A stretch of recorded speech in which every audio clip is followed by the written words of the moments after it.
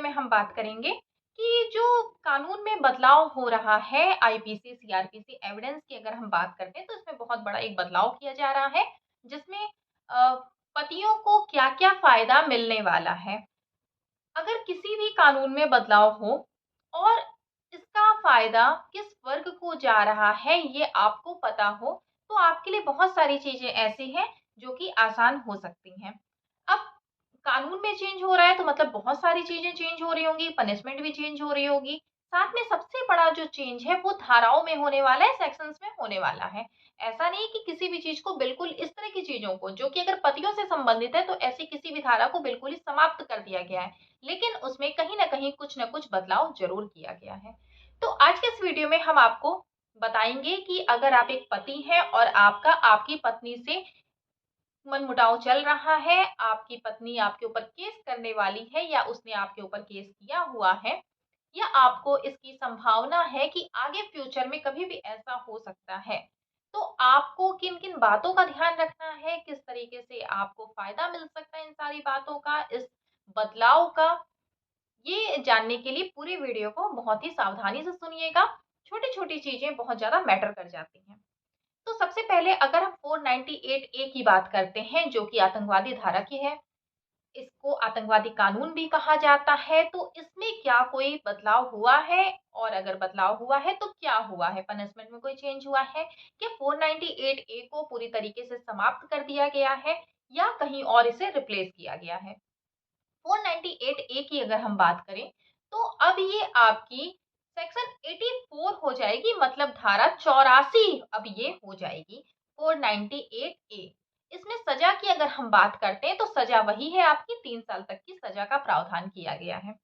जो इसमें सबसे अच्छी बात अब ये होने वाली है कि पहले क्या होता था कि जब पत्नियां अपने पति के ऊपर, अपने ससुराल वालों के ऊपर जाकर के एफआईआर को करवाती थी, दर्ज करवाती थी, कंप्लेन करती थी, तो आयोग के द्वारा सभी सदस्यों को, घर के जो भी मेंबर्स होते थे जिनका भी नाम उसमें डलवाया जाता था, सबको बुलाया जाता था। अब क्या है कि पहले अब आयोग को जांच करनी होगी, उसे ये देखना होगा कि क्या सबके ऊपर कोई केस बनता है या नहीं बनता है। अगर सबके ऊपर कोई केस नहीं बनता है तो सबको आईओ थाने पर नहीं बुलाएगा, और अगर आईओ बुलाता है तो उसे 35(3) की नोटिस देनी होगी, सेक्शन 35(3) की नोटिस उसे देनी होगी पहले आईओ को। और अगर गिरफ्तार करना है तो डीएसपी की परमिशन की जरूरत होगी, मतलब गिरफ्तारी के पहले डीएसपी की परमिशन की जरूरत होगी। इसी के साथ-साथ आपको एक चीज़ और बता दें कि अब इस कानून में जो बदलाव हो रहा है उसमें 60 साल से ऊपर के व्यक्ति की अगर गिरफ्तारी करनी है, तो ऐसी गिरफ्तारी में भी डीएसपी के परमिशन की जरूरत होने वाली है। बिना परमिशन के आईओ ऐसे व्यक्ति को गिरफ्तार नहीं कर सकता। इसी तरीके से अगर हम धारा 84 की भी बात करते हैं, 84 में भी आईओ तब तक गिरफ्तार नहीं कर सकता। वैसे तो गिरफ्तारी है ही नहीं, लेकिन अगर कुछ चांसेस हैं गिरफ्तार होने के, तो तब तक गिरफ्तार नहीं कर सकता जब तक डीएसपी की परमिशन नहीं मिल जाती है आईओ को।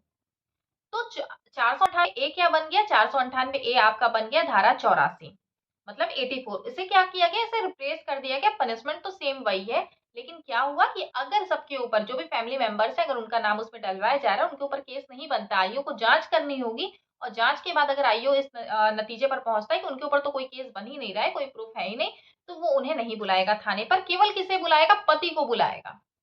पति को। आज भी बहुत सारे ऐसे मामले हैं जिनमें जब सबके खिलाफ जब एफआईआर की जाती है, तो आयु पहले जांच ही करते हैं, और जब वो ये देखते हैं कि उन्हें किसी के भी खिलाफ कोई प्रूफ नहीं मिल रहा है, तो वो उन्हें बुलाते ही नहीं। अगर हम प्रैक्टिकली बात करें तो वो उन्हें बुलाते ही नहीं है। वो किसे बुलाते हैं? केवल पति को बुलाते हैं।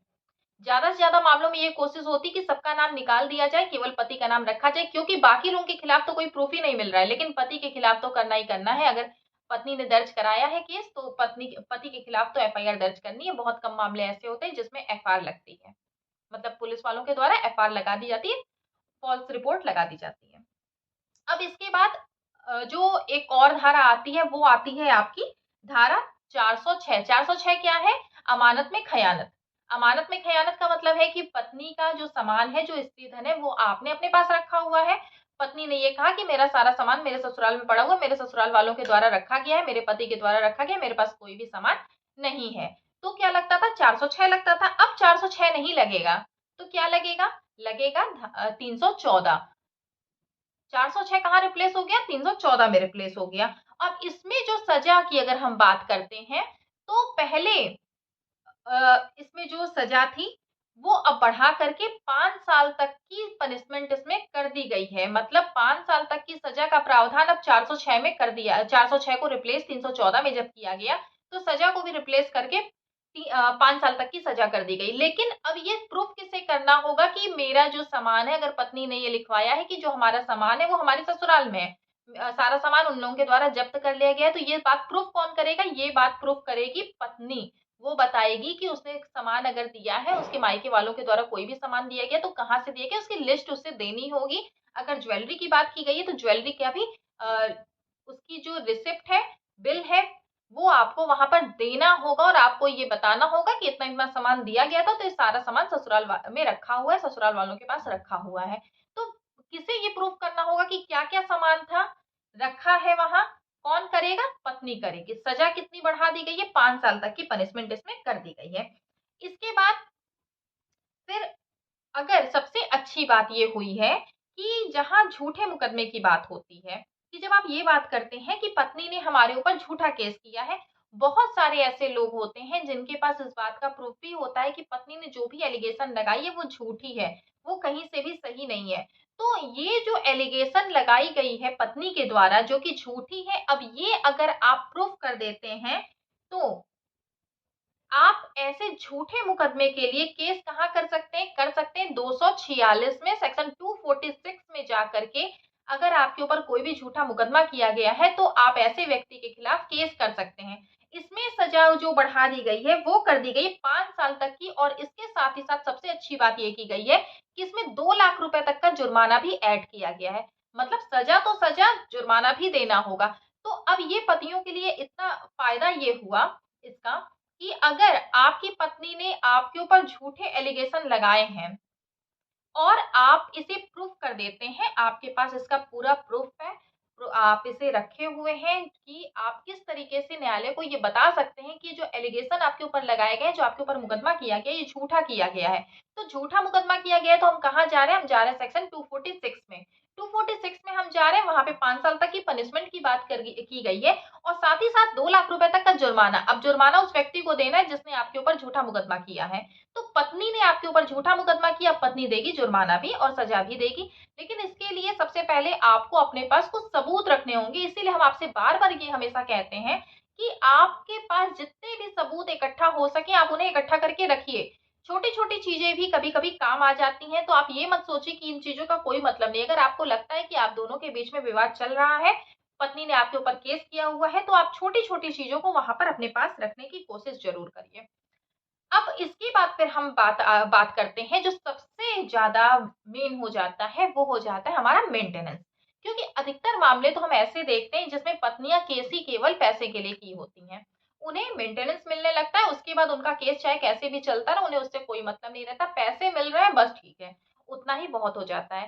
तो 125 की अगर हम बात करें कि सीआरपीसी 125 अब कहाँ चला गया, वो रिप्लेस होकर के चला गया 144 में। सीआरपीसी 125 क्या हो गया? 144 हो गया। अब पत्नी को ये साबित करना होगा कि वो अपने पति से अलग क्यों रह रही है। पत्नी ने आपके ऊपर केस तो किया, पत्नी ने 125 की एप्लीकेशन तो लगाई। अब पत्नी को साबित करना है कि पत्नी अपने पति से अलग क्यों रह रही है। रीजनेबल ग्राउंड होना चाहिए इसमें कि आप अगर अलग रह रही हैं तो आप क्यों रह रही हैं। कई बार ऐसा होता है कि पति तो आपको बार बार बुला रहा है, मीडिएशन भी हो रहा है, काउंसलिंग हो रही है वहां पे, और पति बार बार कहता है कि मैं तो साथ रखने को तैयार हूं, लेकिन ये साथ रहने को तैयार नहीं है। अब पत्नी के पास कोई रीजनेबल ग्राउंड भी नहीं है, पत्नी केवल इस उस पे नहीं जा रही कि हमने तो केस किया हुआ है तो हम नहीं जाएंगे। पत्नी अब इन एलिगेशंस को भी प्रूफ नहीं कर पा रही है। पत्नी ने जो एलिगेशन लगाए उन्हें भी वो प्रूफ नहीं कर पा रही है, और वो आपके साथ जा भी नहीं रही है। तो मतलब रीजनेबल ग्राउंड तो है ही नहीं उसके पास, वो तो अपने मन से फिर तो अलग रह रही है। तो पत्नी को ये साबित करना होगा कि वो अपने पति से क्यों अलग रह रही है। इसके बाद फिर मेंटेनेंस, आपके ये भी क्वेश्चन आते हैं कि हम तो बेरोजगार हैं, हम कोई काम नहीं करते, तो अब कैसे मेंटेनेंस कोर्ट बांधेगी। अगर आप एक्चुअल में बेरोजगार हैं, वास्तविकता है कि आप बेरोजगार हैं, आप कोई भी काम नहीं करते। होता क्या है कि आप बेरोजगार नहीं होते, आप कोई ना कोई काम करते रहते हैं, इस बात का प्रूफ भी पत्नी के पास होता है। लेकिन आप कोर्ट में कहते हैं कि आपके पास कोई जॉब नहीं, आप बेरोजगार हैं, आप कोई काम नहीं करते हैं। पत्नी के पास प्रूफ है उसका, पत्नी ने वो प्रूफ दे दिया कोर्ट में, तब तो आपको मेंटेनेंस देना है, क्योंकि पत्नी ने तो ये साबित कर दिया कि आपकी मंथली इनकम इतनी है। लेकिन अगर आप एक्चुअल में बेरोजगार हैं, आप कोई भी काम नहीं करते, तो कोई मेंटेनेंस नहीं बंधेगा, क्योंकि अब जो मेंटेनेंस बनना है वो आपकी मंथली इनकम के अकॉर्डिंग बनना है, मतलब जो आपकी इनकम है उसके अकॉर्डिंग ही मेंटेनेंस दिया जाएगा। तो अगर आपकी कोई इनकम ही नहीं है तो मेंटेनेंस की कोई वहां पे बात ही नहीं उठती है। इसके बाद कोर्ट ये भी देखेगी कि पत्नी का स्टेटस कैसा है, पत्नी का जो रहन-सहन है वो किस तरीके का है। क्या पत्नी का जो रहन-सहन है, अधिकतर मामलों में ऐसा देखा जाता है कि पत्नी का रहन-सहन उसके पति से भी ज़्यादा अच्छा होता है। ऐसे मामलों में भी कोर्ट मेंटेनेंस नहीं बाँधेगी। अगर आपकी पत्नी आपसे अच्छे तरीके से रह रही है, उसकी जो लाइफ़स्टाइल है, उसका जो रहन-सहन है वो आपसे भी ज़्यादा बेहतर है, तो ऐसे मामलों में भी मेंटेनेंस नहीं बंधेगा। तो ये कुछ ऐसे चेंजेस हैं जो कि हो रहे हैं और ये एक पति के लिए बहुत ही अच्छे बदलाव हैं। तो जो नया कानून है वो आपके लिए अच्छा साबित हो सकता है आगे चल के, जब आपके केस को इसके अकॉर्डिंग जब फ्यूचर में चलेगा, तो आप इसमें बहुत सारी ऐसी लाभ हैं जो आप ले सकते हैं, लेकिन इसके लिए पहले से आपको इसकी जानकारी होनी चाहिए। तो आज के वीडियो में हमने आपको नए कानून से संबंधित कुछ ऐसे बदलाव हैं जिनके बारे में बता दिया है। इसके अलावा अगर आपको कोई भी जानकारी चाहिए, किसी टॉपिक पर वीडियो चाहिए, या आपके कोई क्वेश्चन है जिनका जवाब हम कमेंट में दे सकते हैं, तो हम ज़रूर उसका, आप कमेंट बॉक्स में उसे लिखिए, हम ज़रूर उसका रिप्लाई करेंगे। और कुछ लोगों के कभी-कभी कमेंट ऐसे आते हैं कि मैम आप रिप्लाई नहीं करती, तो ऐसा कुछ नहीं है, हमारी पूरी कोशिश होती है कि हम आपको रिप्लाई कर सकें। लेकिन कभी-कभी क्या होता है कि कमेंट्स बहुत ज़्यादा हो जाते हैं और जब हम उन्हें देखते हैं, तो उसमें कुछ लोगों के कमेंट्स ऐसे होते हैं जो कि हमसे मिस हो जाते हैं, इस वजह से हम रिप्लाई नहीं कर सकते। लेकिन हमारी पूरी कोशिश हमेशा ये रही है आज तक, जब से हमने यूट्यूब पर वीडियो बनाने स्टार्ट किए हैं, कि हम आपके सारे कमेंट्स की, आपके जो भी आपके क्वेश्चन्स हैं, उनके हम आपको रिप्लाई कर सकें। अगर हमें ये लगता है कि उसके जवाब हम आपको कमेंट बॉक्स में आसानी से दे सकते हैं, तो हम ज़रूर आपको उसके जवाब भी दे देते हैं। आपको हम उसके बारे में जो भी सही सलाह होती है, हम उसे आपको दे देते हैं। लेकिन अगर आपके केस के अकॉर्डिंग उसे समझने के बाद आपको जानकारी देनी ज़रूरी है, तो आपसे हम ये रिक्वेस्ट करते हैं कि आप अपॉइंटमेंट लेकर के हमसे कॉन्टैक्ट करें। और अपॉइंटमेंट लेने का जो प्रोसेस है वो आपको डिस्क्रिप्शन में नीचे मिल जाएगा। उसमें व्हाट्सएप, आप एक नंबर दिया होता है, उस पर आप व्हाट्सएप करते हैं तो वहाँ से आपको पूरी जानकारी मिल जाती है। तो अगर आपको किसी भी टॉपिक पर कोई भी जानकारी चाहिए, आप हमसे अपने किसी केस के बारे में कोई सजेशन चाहते हैं, डिस्कस करना चाहते हैं, तो आप उस व्हाट्सएप नंबर पर आप व्हाट्सएप करिए, आपको डिटेल मिलेगी किस तरीके से आप अपॉइंटमेंट लेकर के हमसे संपर्क कर सकते हैं। फीस बहुत ही नॉमिनल रखी गई है, जो कि केवल 500 रुपीज़ है, और इसे आप जब पेड करते हैं और आपको एक टाइम बताया जाता है इसमें, उस टाइम पर हम आपको कॉल करते हैं, और जो भी आपको कुछ इसमें 25 मिनट्स आपको दिए जाते हैं, उस टाइम तक आप अपने केस को हमसे आसानी से डिस्कस करने के बाद जो भी जानकारी होती है आप ले सकते हैं। वीडियो को लास्ट तक देखने के लिए बहुत-बहुत